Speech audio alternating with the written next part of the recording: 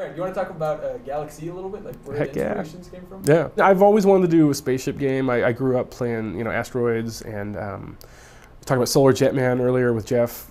Just love that kind of physics-based gameplay. I really like, my favorite games tend to be like the really kind of physics-y things. Like I love Wave Race. I love the Skate series by EA.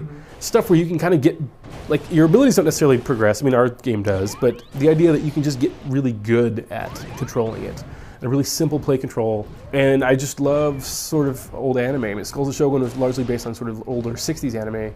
With this one, I wanted to do the space classic sci-fi anime, the Macross, Robotech, Star Blazers. It's like looking at the game through the lens of a classic 16-bit shooter. So it's a side-scrolling shooter, shooting little dudes with lasers, pew pew pew. But if you kind of get under the hood a little bit, like it's very modern. Like we're using these huge hand-drawn particle systems, so the explosions and stuff look like a classic cartoon. I mean, we really want it to look like an old anime. So we've got some toon shading on it, hand-painted backgrounds. We've got some cool normal map kind of tricks that we're doing, so that the lights, the explosion stuff will actually light up and like cast off the rocks and stuff like that. And the AI is very deep. The inspiration originally came from basically like something like Halo in 2D. So the same kind of tactical combat and letting your shields recharge, and the squad tactics of the enemies. They're trying to flank you and they're calling for backup, and they're aware of their own physicality. They're not just rushing in trying to kill you. They're actually trying to take some cover and let their shields recharge and stuff like that, and covering each other. So it's this very tactical, space-based dogfighting combat, which I've never seen a game like it. It's fairly open world. It's kind of like there's big levels that are like a planet. Imagine something like Super Metroid, where you go into these caves and there's these levels that are kind of hand designed, and then surrounding that there's these huge asteroid fields in like deep space. It's all procedurally generated.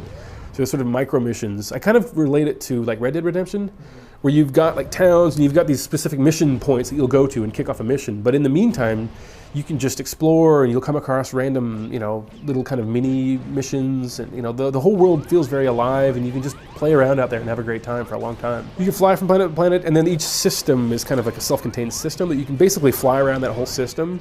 There'll be a couple levels in that, and then you'll like get your main ship powered up enough to make a warp and jump to another system. There's big scary dudes out there that you really shouldn't deal with until you're more powered up later. They kind of patrol the perimeter of the asteroid fields, so you got to watch out for them. But taking them on leads to huge rewards and riches and glory and all these things. So I compare it to Super Metroid a lot. Okay. Like you start off with some health, some weapons, but you'll get better weapons, you'll get more health packs, you get better shields, you get better abilities, you kind of like ramp up. You'll do customization stuff with the colors and kind of what things look like, what kind of weapons you prefer. You'll choose your loadout before you go out for missions.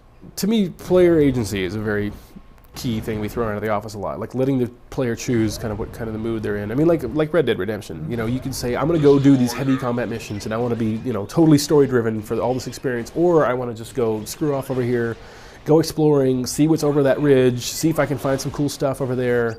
I played a lot of Fallout 3, I love that. That same sort of thing where you can kind of pace yourself. You can say, I'm going to go out and play, or I'm going to go do like a heavy story-based mission, and kind of leaving that open. The game started off kind of, it's more early 80s sci-fi now is kind of the visual aesthetic target, but it started off kind of more late 70s stuff, and I love the cheesy late 70s anime.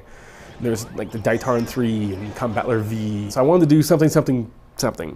And I wanted to use the word Galak-Z, but I didn't want it to be like Galaxy Rangers or Galaxy Warriors or something that's just like kind of forgettable. Yeah. So I just was over and over, and then one day in the shower, I was just like, Galak-Z. It's like, oh man, yeah, Daitarn 3, Galak-Z, Combattler V, it totally fits. And of course the Canadians are making fun of me calling it Galak-Z, and same with the Brits, but they're wrong, it's Galak-Z. I mean, it'll be campy, it'll probably be a little bit more grounded than Skulls of Shogun. Skulls of Shogun is pretty outrageous, pretty ridiculous, which is great. I mean, I love that stuff, and I think we'll probably bring some of that stuff in. But I mean, it's kind of high sci-fi, melodramatic, kind of early 80s science fiction anime inspired. So I mean, we'll be playing with those tropes, but it's a little bit more down to earth. Okay. Yeah. Like I knew I wanted to do this next for a long time, and just been sort of keeping ideas and stuff, and kind of building up sketchbooks, and whenever I'd find cool stuff online, I'd throw in a folder, and kind of been slowly baking for a long time on the back burner. We almost went on with another one, which we'll do next, This one has been,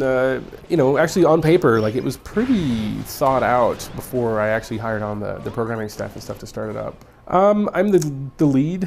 I lead everything. I mean, I don't do any engineering. I'm really bad with computers. I almost can't be left alone with them. But I'm the lead. You know, I'm the creator. I design the game, design the world, design most of the enemy types and all that stuff. I do the art for them, at least on the concept art level. I have a 3D modeler / animator who does the actual modeling of the 3D stuff. I was a concept artist for years. So I'll design the look of everything, do all the hand-drawn art. So I'll design the characters. I design what the ships look like. I design the backgrounds. I design all the background art and kind of art direct all the explosions and all that stuff. You know, I bring in reference and I talk to the guys about that. I mean, I really just run around all day leading. So all the creative and all the art and the CEO stuff. It just sounds like an 18-hour day. It is. And I'm still directing Skulls of the Shogun. You know, we're about to launch on Steam at the end of this month. Oh, okay. And I've got 2 little kids at home, too, so life is crazy these days. We just hired our 8th full-time guy. He'll start at the end of the month.